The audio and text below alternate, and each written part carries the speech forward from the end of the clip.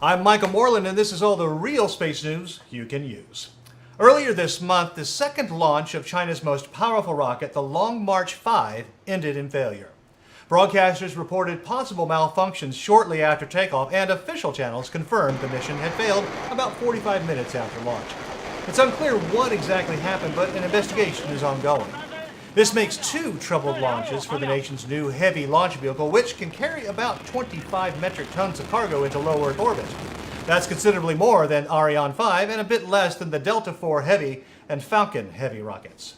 The Long March 5 is key to China's manned space flight program. Tiana, the core module for their planned space station, is scheduled for launch aboard a Long March 5 in the first part of 2019.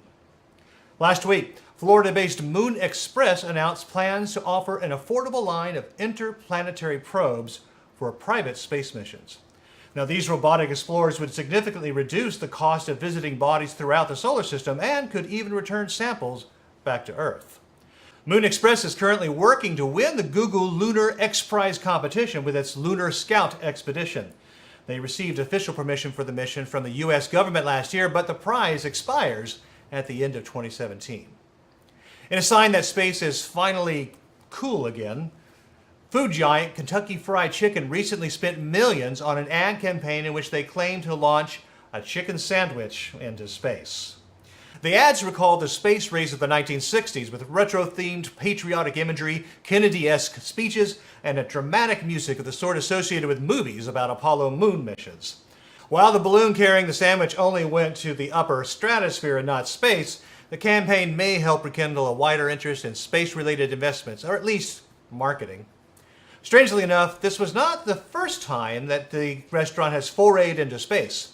In the 1980s, KFC bankrolled two experiments involving chicken embryos in space. The first was sadly lost in the Challenger disaster, but the second successfully launched with the Space Shuttle Discovery in 1989. Now, are you ready to go to space? Nonprofit Space for Humanity is now planning to send as many as 10,000 everyday people from around the world on suborbital space hops. Originally planned to send one person to the edge of space aboard a Worldview Enterprise balloon, this broader goal might also include Blue Origin New Shepard suborbital rockets. Founder Dylan Taylor hopes that sending people from all walks of life into space will help increase interest and investment in spaceflight and research.